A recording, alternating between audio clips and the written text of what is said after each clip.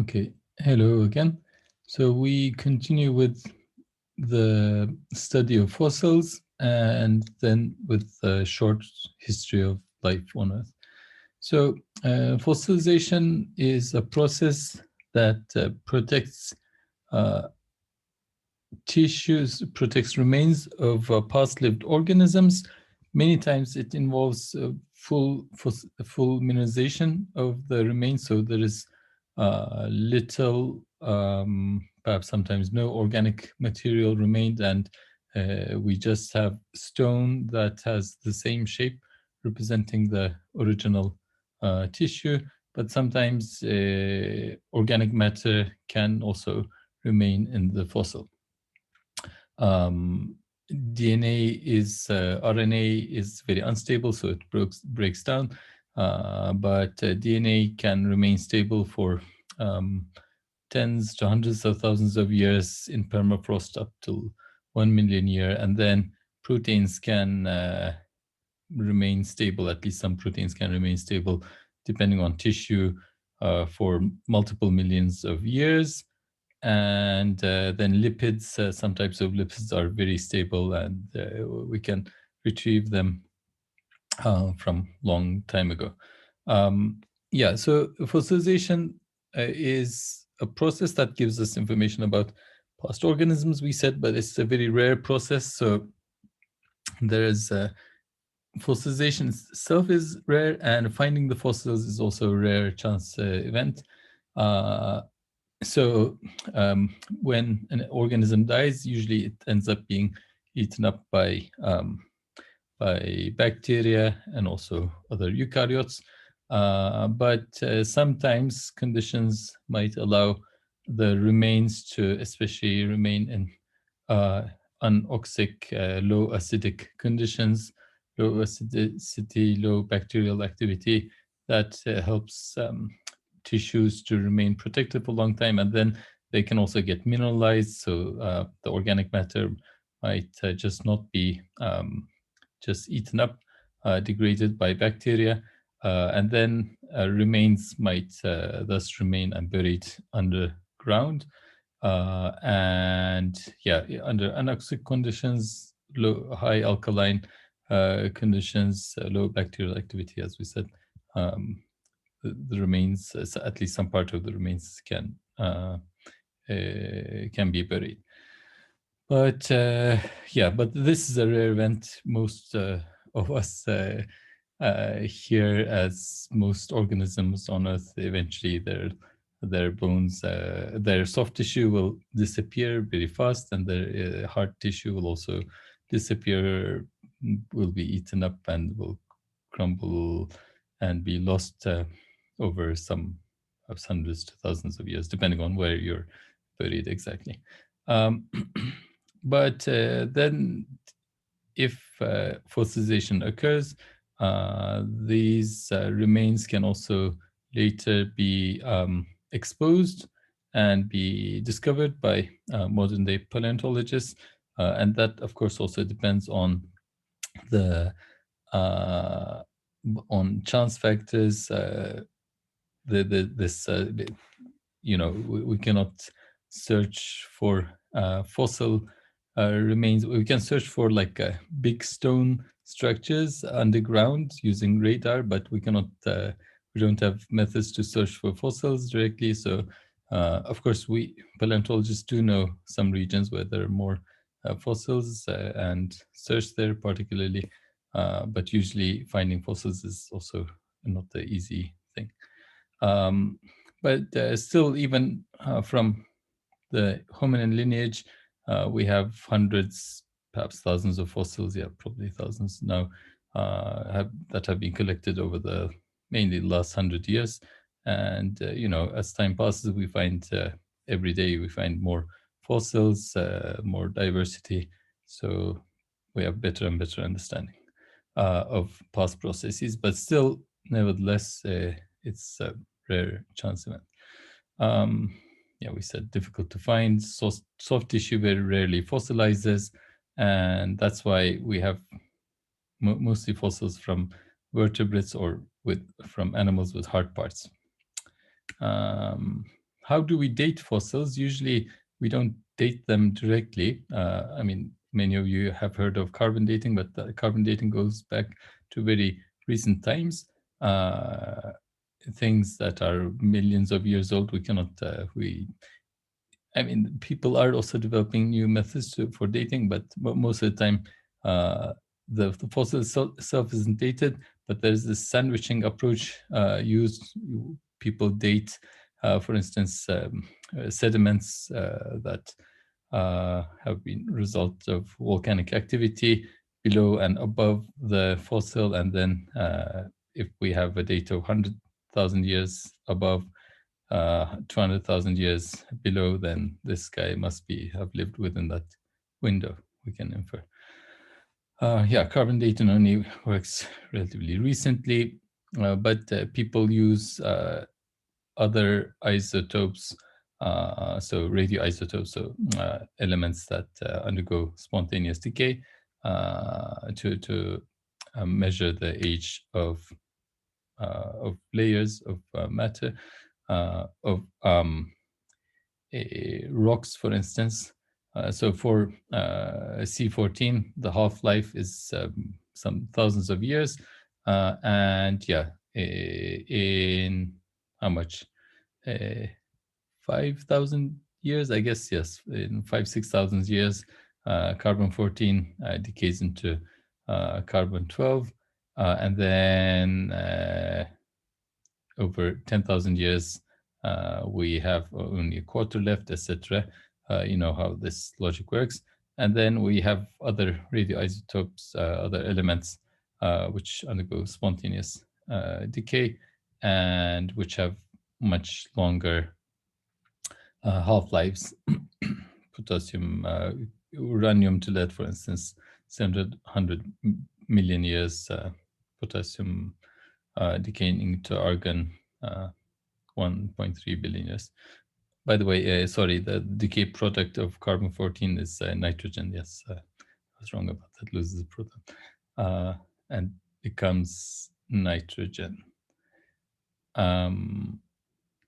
Yeah, so, and in general, how the logic works, there's a brief reminder. I mean, you don't have to memorize this, but basically, for instance, strontium dating, rubium 87, it decays into strontium 87, and what people do is they measure a rock. If they find an ancient rock, they measure different pockets of it, and in these different pockets, they will find they measure the rubium 87 amount, the strontium 87 amount, the decay product, and also a kind of baseline, which is strontium 86. So strontium 86 is it doesn't decay, it's non-radioactive,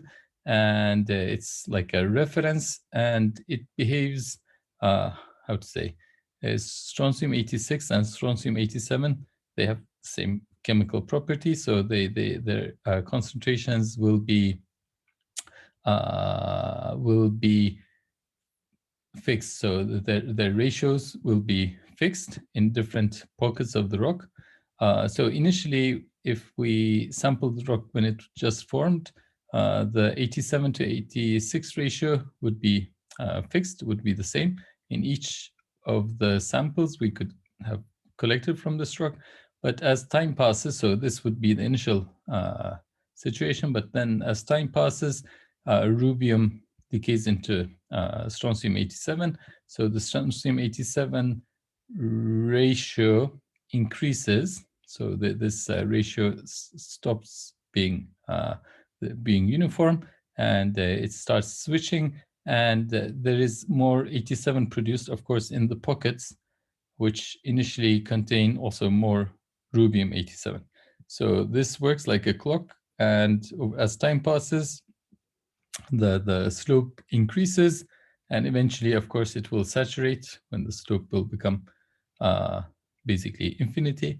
And yeah, the slope itself allows people to calculate the age of the rock.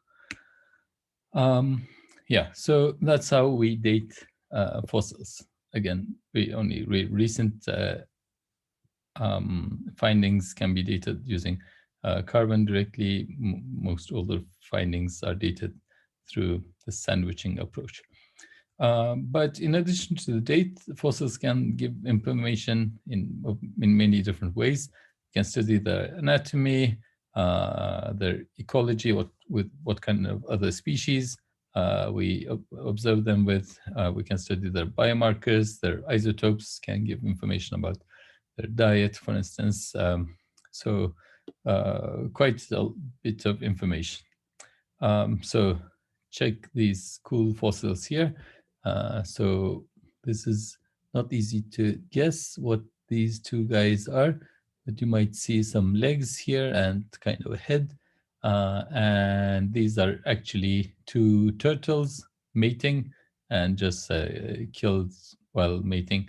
And this is this is like a marine reptile which is now extinct. I can't pronounce the name, and it's one of those reptiles that had evolved live birth, and you see the baby being born, and unfortunately both mother and baby died of perhaps were covered by a mudslide, whatever. And here we see a fish eating another fish, so we can directly obtain information about the diet here. Yeah, ichthyosaur. Okay, that's the name. It's not a dinosaur, by the way, but it's a reptile. Yeah, so the in addition to the anatomy, we can also collect information about, for instance, the coloring patterns of organisms based on a study of their melanosomes, so pigments. Of course, not in all fossils we have such detail preserved, but this is one dinosaur with feathers on the some relative, perhaps old cousin of birds, and its melanosomes suggest that it had quite a colorful wing pattern, perhaps driven by sexual selection, kind of difficult to say. Also some reddish pigment apparently was detected. So based on what we know about the structure of pigments and melanosomes in modern organisms, we can infer things about patterns in ancient these fossils. And this is one of cool things. This is Precambrian type of fossil found I think pretty often Dickinsonia, and it was unclear whether this was a plant, a multicellular, something else, or perhaps it was related to animals. Just looking at the structure gave no idea. There was a lot of discussion, but people eventually found that it had cholesterol like molecules, and cholesterol is a type of lipid that animals produce, but we don't find in plants, for instance. And so this was a good support for this organism being on the animal lineage. Okay, and people, as I said, also can use isotopes, for instance, to study, to collect information about the environment of an organism. So, for instance, we know that seawater tends to have higher oxygen 18, oxygen 16 ratios for some reason that I cannot remember off the top of my head, but it's known why this bias exists.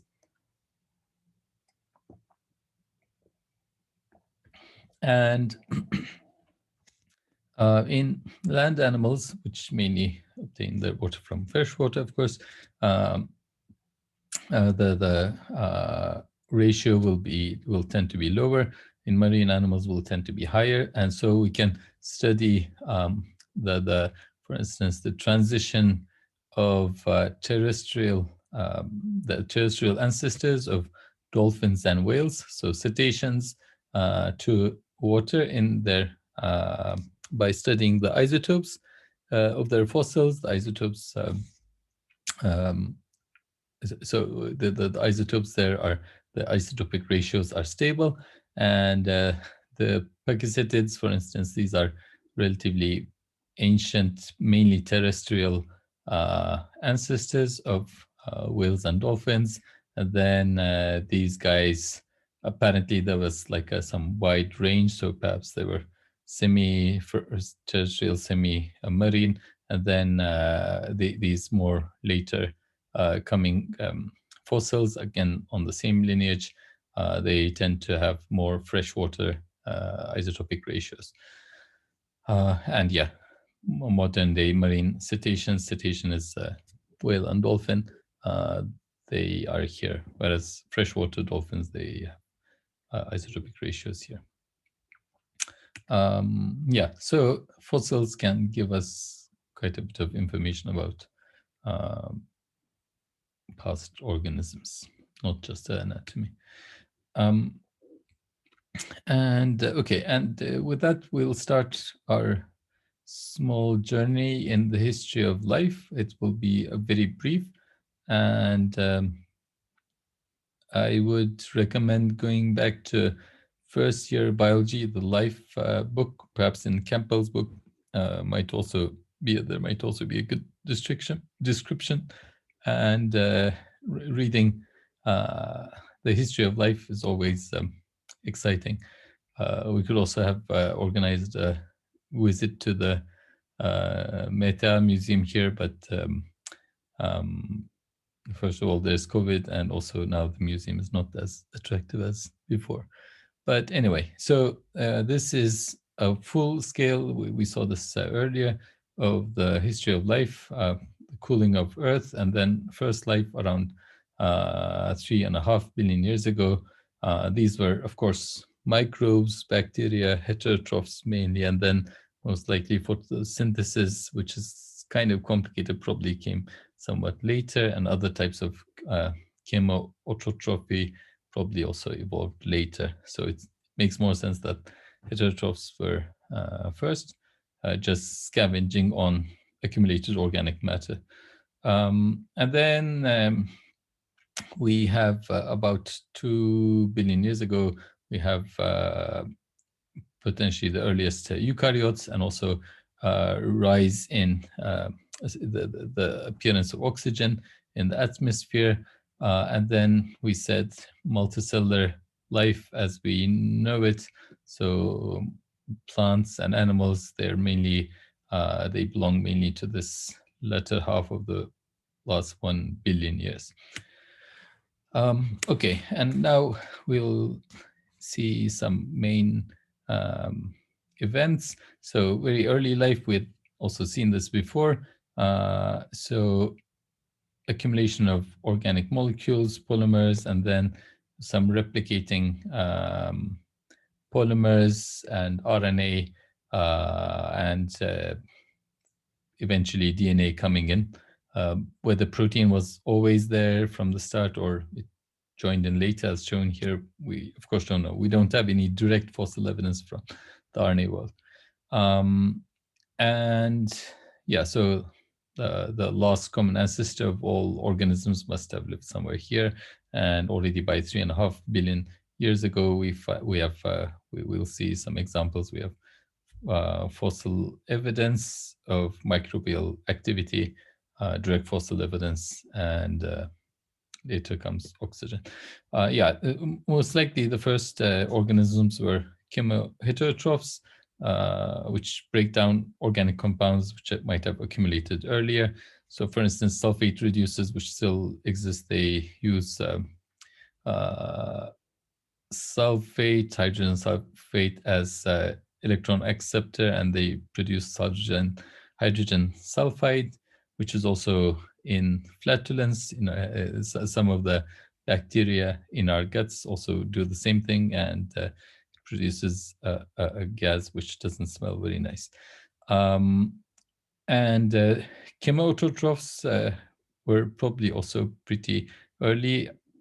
Unclear which one exactly came first.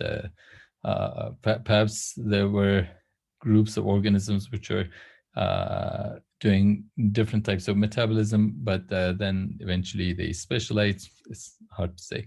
But chemoautotrophs, they don't just break down compounds. They can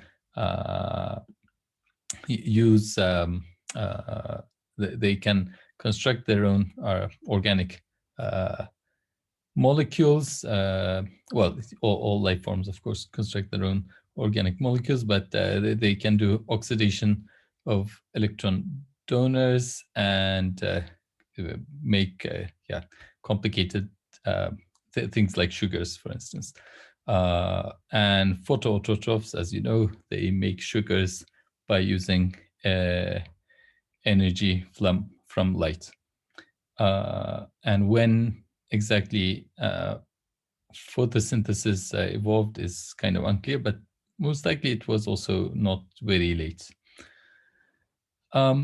Yeah, so there's been studies on very early rocks. Unfortunately, the rocks from early Earth, from the Hadean Eon, I guess they're not really around, but even rocks from the Archean Eon, they are not easy to find because the crust has changed so much and there's erosion. So apparently, this was also something I didn't know earlier. Finding old rocks is a huge task by itself. And on some of these rocks, people have identified things like methane with low carbon-13. So low carbon-13 is an indication, carbon-13 to carbon-12 ratio is an indication of living activity of living organisms, because we somehow our tissue, how to say, our tissues accumulate an isotopic ratio which is different from the outside, from non-organic matter. And yeah, so by about again 3.5 billion years, we have these stromatolites, which are structures created by many layers of bacteria that are still formed. So modern stromatolites look like this. They usually form in highly, so as I remember, alkaline waters. And normally today, they don't accumulate so much because in many waters, they're eaten up by protozoa, but in some regions, because of the quality of the water, protozoa don't thrive so much, and so bacteria can accumulate just like they did 3-4 billion years ago. And ancient stromatolites looked like this. And yeah, again, from same periods, there are some microstructures people find that look like single cells and also have, again, isotopic ratios that suggest life forms.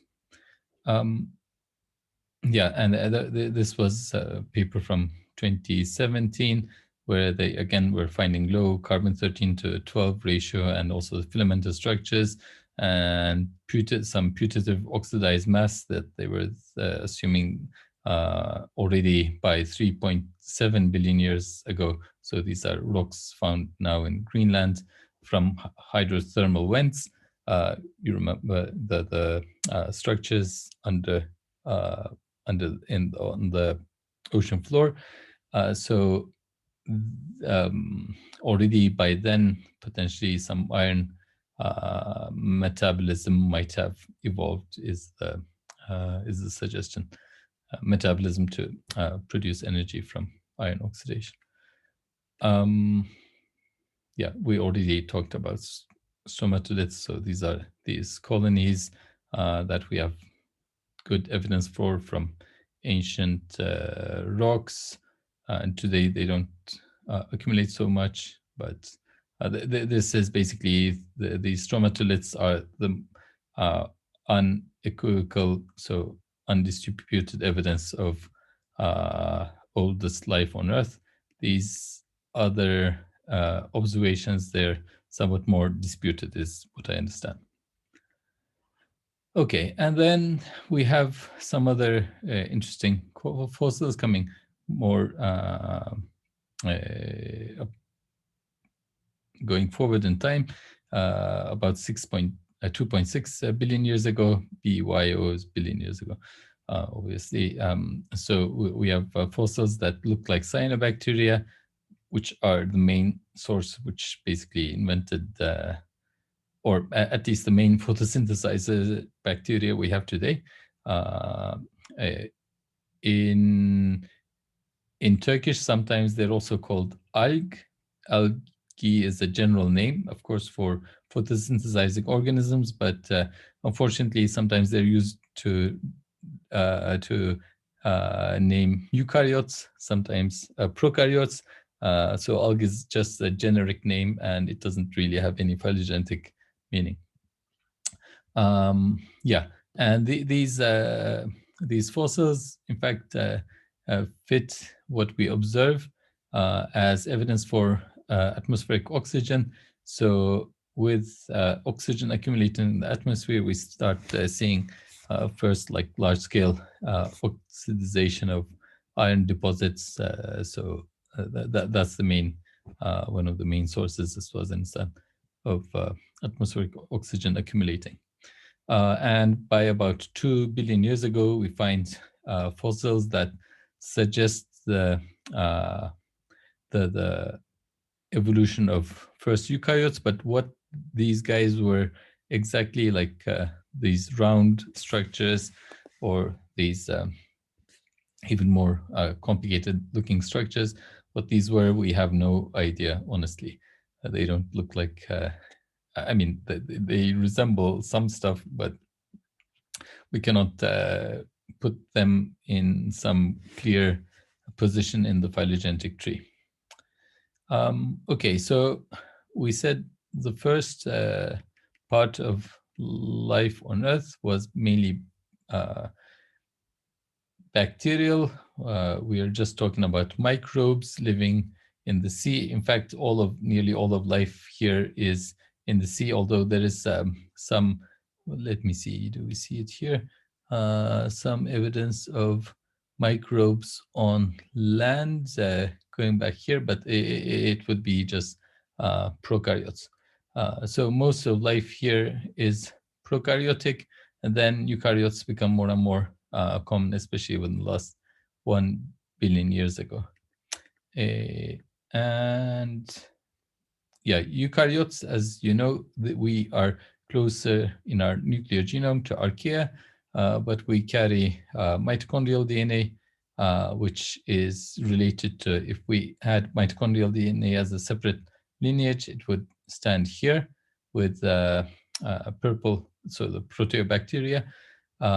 And then one lineage of eukaryotes, plants, they have acquired a cyanobacteria, which has become the chloroplast.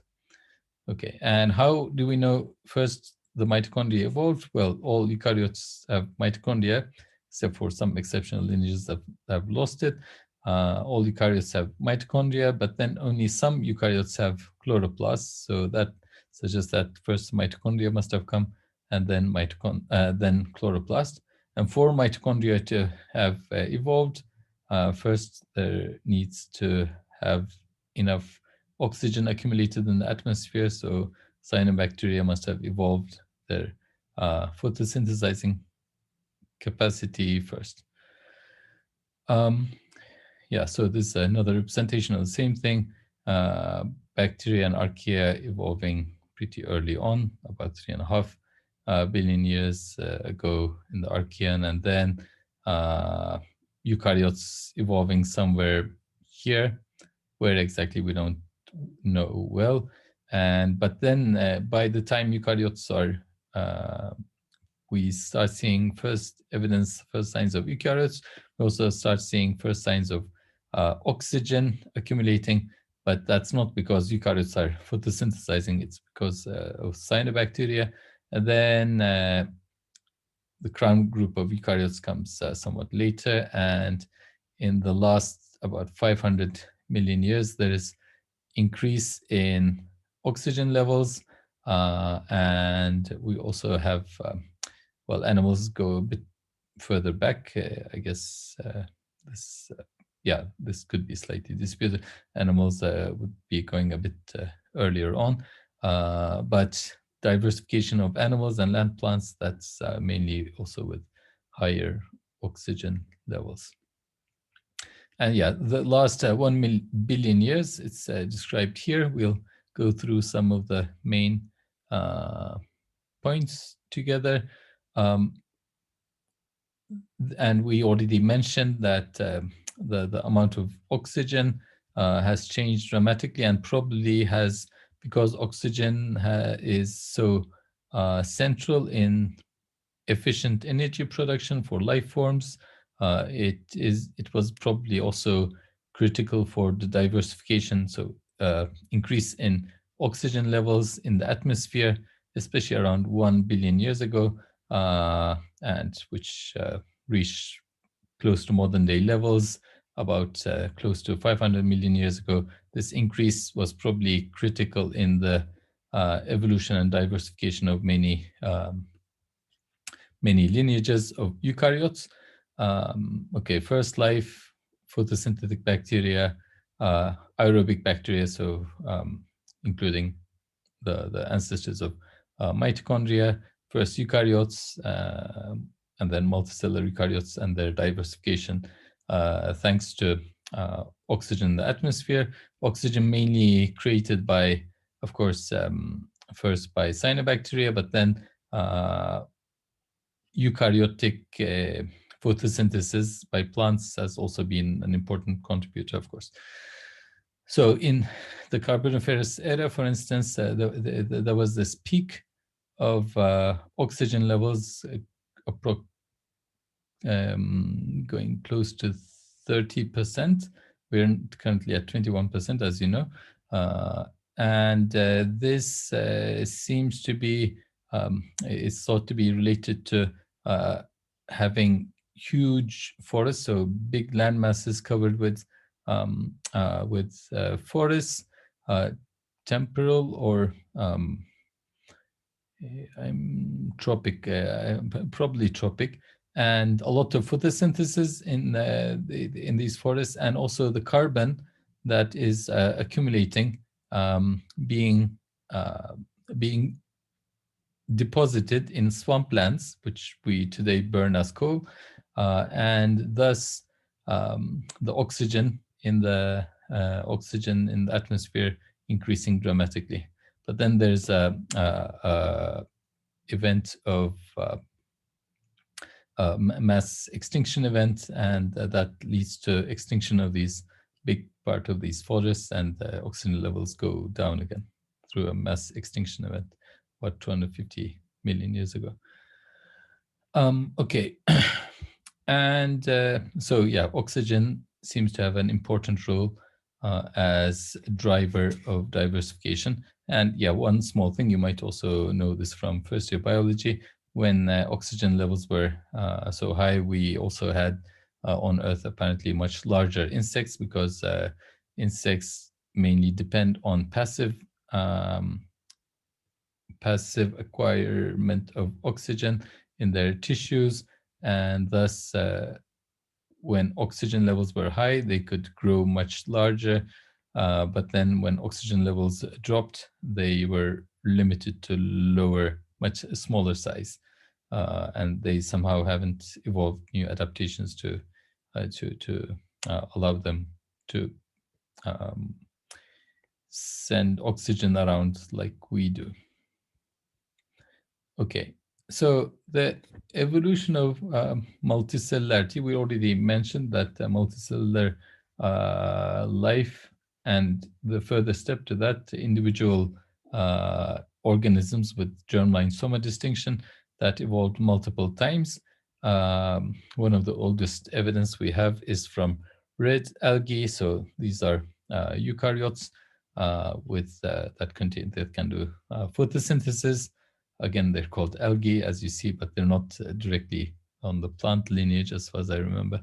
And the oldest evidence for red algae fossils go back to 1.6 billion years ago.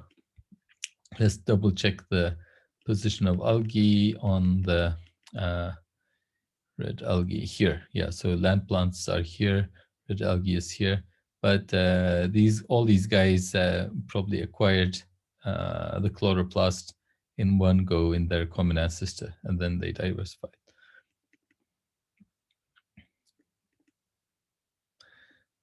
Okay. How about animals? So metazoa is the name for multicellular animals. And here we have brief phylogeny. So the sponges, porifera, are one of the simplest structures, which with very few cell types, no real tissues. As you know, the stenophora, how do they call? Jellyfish are, sorry, stenophora are not jellyfish. The Cnidaria are the jellyfish. These are Taraclar, some other group, which also have radial symmetry and have evolved, have a number of tissues, including muscle and some central nervous system, as far as I remember. These also have radial symmetry, and all these animals, we are somewhat more similar to each other in that we are part of bilateria. We are bilaterals, so we have two sides. Although some groups among us have, in fact, lost their bilateral structure, like the sea stars and sea urchins, as you know, Echinodermata, which are pretty close to us, chordata shown here. The chordates and vertebrates are a sub-branch of chordates. Nematodes and arthropods are here. Insects are a sub-branch of arthropods. As you know, mollusks are here. Some of the most intelligent invertebrates are sub-branches of mollusks. So the cephalopods, the octopuses, annelids, earthworms are here, as you see, rotifers. So a lot of cool diversity. Yeah, so the earliest evidence for these guys we have from about 700-800 million years ago. We have some fossils that look like sponges that go back to 650 million years ago. We already, did we mention these? No. And again, these also have cholesterol molecules, so they can be identified as sponges, as on the animal lineage, and also apparently there are some also sponge-specific cholesterol molecules. Yeah, in the Precambrian, so in during the very early evolution of multicellular animals, we have evidence for things like the Dickinsonia and some other fossils that we don't know exactly where on this phylogeny, totally outside or sister species to some of these guys, where they exactly stand. But we already start seeing, well, biochemical evidence, as we mentioned, for animal life. We also start seeing, finding evidence that suggests mobility, like this track. This is the oldest track people have found yet, about 600 million years ago. Okay, and then comes the Paleozoic era. It's when this Paleozoic is this period when oxygen levels really rise, and then in fact continue to rise even further. When life in the sea diversifies multicellular life with also organisms with hard parts evolving exoskeletons or spinal columns, for instance, bony structures. And thus, there's also a lot of fossilization. Both diversification and also fossilization becomes easier, so we have much more evidence of what has been happening in the last 550 million years than earlier, thanks to these hard parts. This period is also when we see the first colonization of multicellular organisms on land, first land plants, and then also insects colonizing land and starting to flying insects for the first time, flying something on Earth. And also the first tetrapods also evolve in this period. So we have already vertebrates that do we see it here? Not so clearly, but we have vertebrates that have evolved by the Cambrian, and then some of these vertebrates, they evolved to terrestrial, they adapt to terrestrial life and become the first tetrapods shown as here. Of course, this is just a cartoon. Yeah, the Cambrian is the first phase of this Paleozoic era, about roughly 550 to 500 million years. And as we said, we have animals with shells.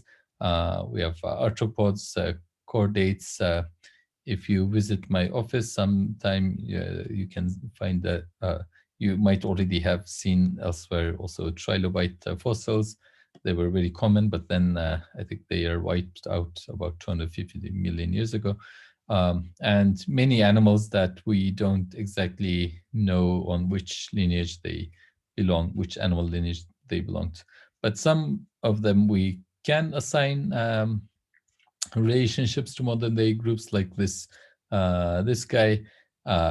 It dates to 520 million years, some fish-like structure, and it has a clear vertebral column. It's a chordate. Well, I'm not sure if this is called a vertebral column. Anyway, it's a chordate. It has structures similar to us. Also seems to have a central nervous system. Could have had gills. So this is reconstruction of how it might have looked like. Yeah, and many of these fossils you might have heard about the Burgess Shale briefly. I mean, you don't again have to memorize it. It's a part in Canada called the place where people have found a lot of tens of thousands of specimens of many organisms, including soft parts, as you can also see here. We don't just see the bones, but also the soft tissue. And that's thanks to a special structure. So it's thought this was submerged under the sea at the time, and there was a mud bank, and the bank was collapsing. So a mud bank under the sea, and it was collapsing a couple of times. And each time it collapsed, it was burying organisms directly in an oxygen-free environment, so they could fossilize rapidly with soft tissues preserved. So that's by chance. Thanks to this mud bank, we have a lot of information about what was going on 505 million years ago. And we have organisms that look like this, this cool, weird thing. What does that, by the way, imply? What do these structures imply about what was going on in ancient oceans? Was it a peaceful life? These organisms must be living. Seems like not, right? I mean, obviously there was a lot of predation going on, such that these kind of protective structures might have evolved. Of course, you could also think perhaps it could be driven by some kind of sexual selection, who knows? But so much armor is pretty strongly suggests a lot of predation going on. Okay, coming to land now, as we mentioned, so there were bacteria. There's evidence for bacteria on land, so rocks that seem to be terrestrial with bacterial activity going back to more than 2-3 perhaps billion years ago. Let me see, we had, I don't also remember these things off the top of my head, but land, okay, 2.5 billion years ago over here. Again, please don't memorize, you don't have to memorize these, but of course you should know that bacteria should have colonized land much before eukaryotes did. I mean, that would make total sense, right? You don't have to push yourself to remember this. But then plants come next, which also makes sense. I mean, what would animals do without plants, right? So plants come next, and then plants and fungi, in fact, kind of together, and then multiple invertebrates, tetrapods, etc. So we already mentioned all the sign of life on land, microbial mats, mat in Turkish, 2.6 billion years, it was already mentioned here. And then moss-like fossils, so this is moss. Yosun is a generic name in Turkish. This is like a primitive plant, as you might know. And these date back to less than 500 million years.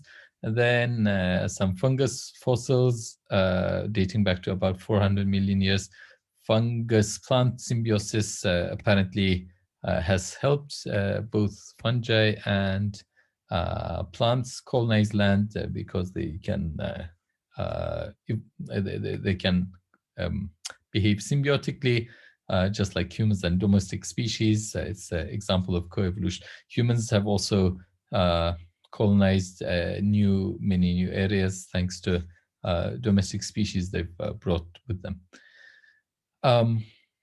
Yeah, and oldest tree-like plant on land is about 400 million years ago. It looks like this. And when it comes to animals, the invertebrates were first, not us. So the oldest land animal is this millipede-like thing, which dates back to more than 400 million years ago. It was this. I also remember it because it was apparently found by a Scottish bus driver who was doing amateur fossil hunting in some regions of Scotland where it was known that fossils are found frequently. I just thought it's cool that bus drivers also contribute to paleontology. And another case, so this is one of the oldest tetrapods, this is dated to about more than 300 million years ago, later than the animal, as you see, which comes somewhat later than the oldest mosses, so oldest plants on land, which makes sense. So first plants, and then some invertebrates, because invertebrates are, of course, much more diverse. So they would have more chance, and then comes vertebrates, tetrapods.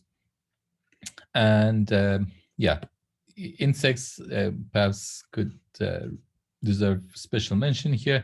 They're very diverse. They're the most diverse group of animals, as you know. They're a sub-branch of arthropods here, like spiders and what are these? Lobsters and other animals with with these kind of structures. And yeah, insects are a sub-branch, and they have been very successful in many ways. They've just not grown so successful in reaching large sizes because of apparent constraints in their evolution. Why they haven't evolved lungs, I have no idea. But yeah, oldest insect fossils date back to about 400 million years ago. They were also the first to evolve flight about 250 million years ago. This is a more recent fly. Okay, so the previous era was the Paleozoic, and from 550 to 250. You don't have to memorize the dates, by the way. It's totally fine.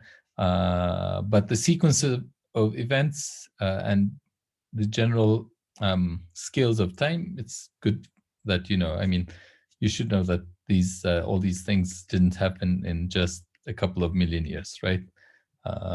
The colonization of land, it took tens to hundreds of millions of years, obviously. So after the Paleozoic comes the Mesozoic, and this is when life becomes much more familiar. Due to, so 250 is a landmark because there's a big, I think the worst mass extinction event that happens that is documented. About 80–90% of species documented till then appear to have gone extinct, including things like trilobites, if I'm not wrong. So the Mesozoic is a period of diversification following this big extreme mass extinction, and it ends with a new with another mass extinction. So in this process, dinosaurs diverge. They are the main vertebrates, vertebrate lineage on land. They dominate until they themselves go extinct about 65 million years ago. Birds are a sub-branch of dinosaurs. As you know, they evolve about, we find the first birds about 150 million years ago. And then Archaeopteryx, dinosaur that has that is a very close relative of birds. First mammals, they evolve. We find fossils of these about 200 to 250 million years ago. They evolved from synapsids. I'll show what synapsids look like. And the first flowering plants also emerge in this period in the Mesozoic. Synapses were guys that look like this. One could think they're more dinosaur-like, but actually some structures in their skull suggest they were closer to us than other reptiles and other tetrapods. And all of these lineages, all of the fossils that we have found on the synapsid lineage that share these same features have gone extinct, and there are only three main lineages left, all mammals. So the monotremes, including the platypus, marsupials, which are the guys, the mammals like kangaroo or the koala, mainly living on Australia, and the placental mammals. Yeah, and one of the oldest fossils on the mammal lineage is this 165-year-old. Sorry, there's one of the oldest placental mammal fossils, which look like this, like a small rodent. And the rest of terrestrial vertebrates are shown here: frogs, salamanders, the amphibians, so-called amphibians, and the reptiles. So reptiles and synapses were the two main groups that still have representatives. And reptiles include turtles, lizards, snakes, and crocodiles and birds. Crocodiles, birds being sister groups. And dinosaurs were also there, of course, but they went extinct. Ichthyosaurs, the marine reptile that was giving birth, that we saw a fossil of, was this lineage. Okay, and Mesozoic also ends with a mass extinction event, not as dramatic as the one 250 million years ago, but still pretty dramatic, that wipes out dinosaurs except for birds, which are basically a sub-branch of dinosaurs, as we said. And yeah, so this event is called also the KP boundary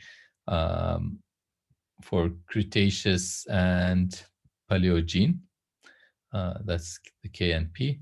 And yes, the last period that we're in is called the Cenozoic. and it sees the adaptive radiations of mammals, of birds, and of flowering plants, and also of non-dinosaur reptiles. Yeah, and itself it's divided into different periods. You don't have to memorize, but perhaps nice to hear the names. Pliocene is the last 5 million years, when hominin lineages, when basically approximately when human and chimp lineages split. And Pleistocene is the period in the last 2.6 million years, when the first Homo groups, the Homo genus appears, species, fossils of species like Homo habilis and Homo erectus. And the Holocene, you should perhaps know, it's the most recent period that starts with last 10,000 years, when people start to do, at least in some parts of the world, when people start to do farming. It's after the last glacial maximum, last ice age. Holocene is the most recent period. Yes, and in the section about human evolution, we'll talk more about how these different fossils within the last 6-7 million years have what kind of properties they have, and what these properties suggest us about human evolution. Okay, thank you, and see you in the next recitation.